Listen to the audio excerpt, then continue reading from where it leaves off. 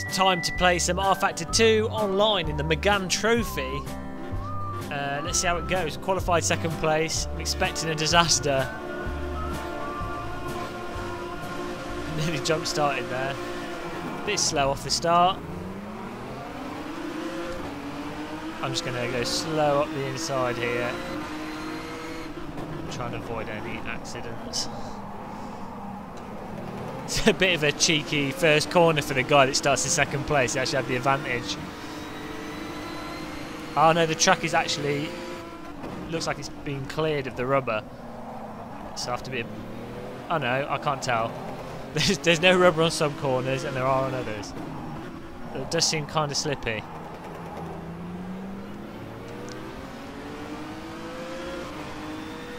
It's only a 10 lap online sprint race, so...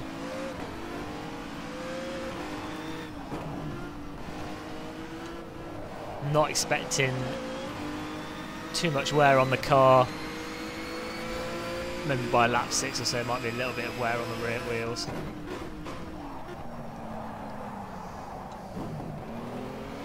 But this is just public racing on a... don't know what day it is.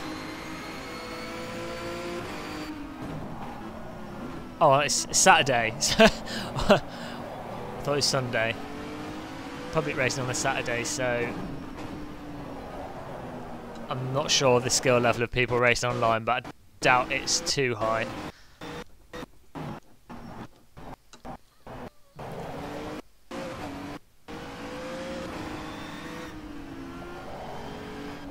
And I quite like this McGann car in RFactor 2.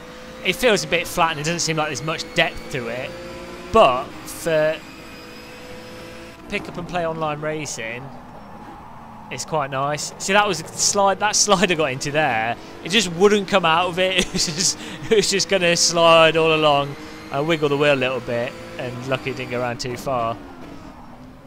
But that seems indicative of a lot of the cars in RFactor 2. As long as you stay under the limit, though, and memorise the tracks, I think RFactor 2 is really good fun. And there have been some really nice mod cars that have come out for it.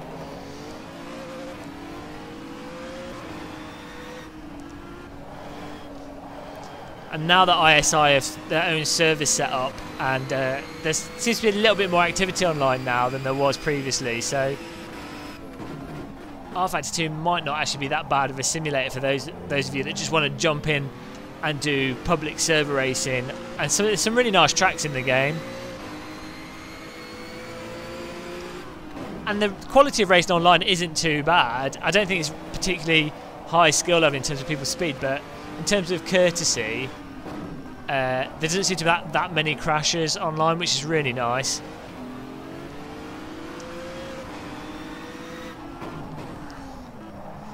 Tyres are warming up a bit now, getting a little bit more grip. I'm so slow around that last corner. There's a bit of a knack to it. I think this is a fictional track actually, but it's a really nice track. It's one of the ones that comes with the game. ISI bundled it in. And another thing in RFactor 2 that's really nice is the lighting. The lighting and weather transitions. Even though there's no real rain particles on the windscreen and stuff like that yet, they just have environmental, a sort of rain effect. The road does get wet and it is dynamically changing.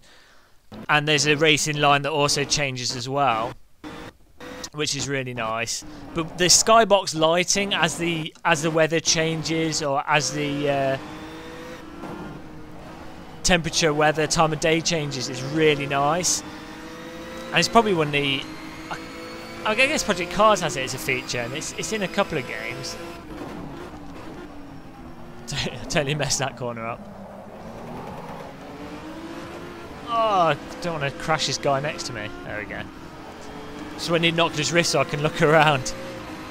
Could not see where he was, so I just assumed he was next to me and gave him space. But yeah, the lighting I think is quite nice in RFactor 2. Even though at any given point in time it's not the best, but the fact that it's dynamic is really nice and stands out from a lot of simulators, I think. And if you've got a fast enough computer to put the settings up, put the anti-aliasing up high, and fiddle with the graphics, you can actually make it look quite nice, even though it has a reputation for looking a bit ugly.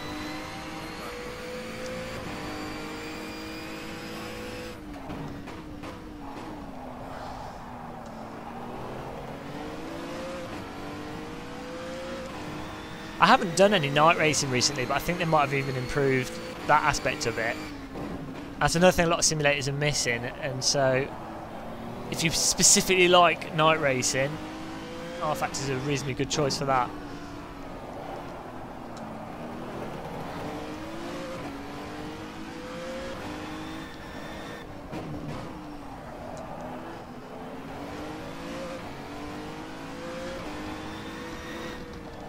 The game absolutely hammers you. If you're racing with a G25 or G27, it absolutely hammers the wheel with sort of a vibrationally force feedback.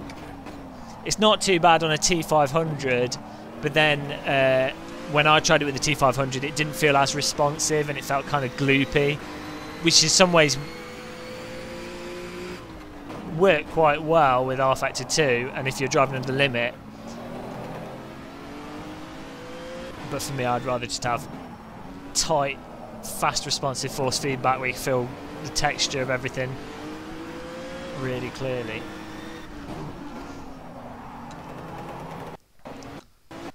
Controversial opinion there. What lap am I on? You can change the interface, and there's lots of options to get it looking how you'd like. It's a little bit fiddly, and out of the box doesn't look as nice as other simulators, but you can get it looking reasonably well. And to be honest, most of the time I like driving with no heads-up display on it and just going by what's on the car dashboard.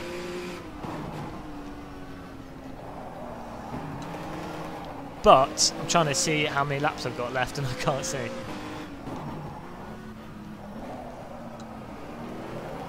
I'll just go with it. It's probably on my dash.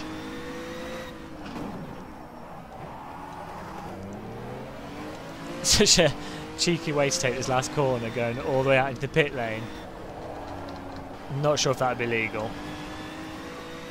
Oh, 1 lap to go, so I was on lap... This is lap 9. These slides you can get into are just disgusting. They're not satisfying.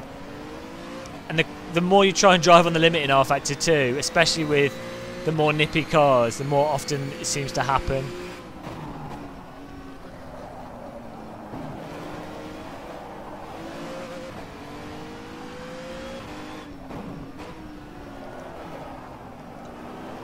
But that was an overly thrilling race.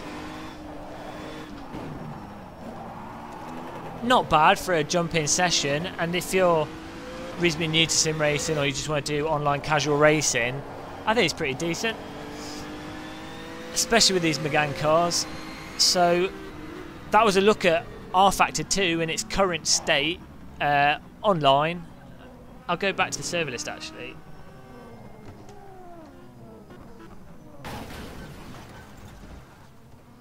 Go back to the menu. I was just using the default car setup.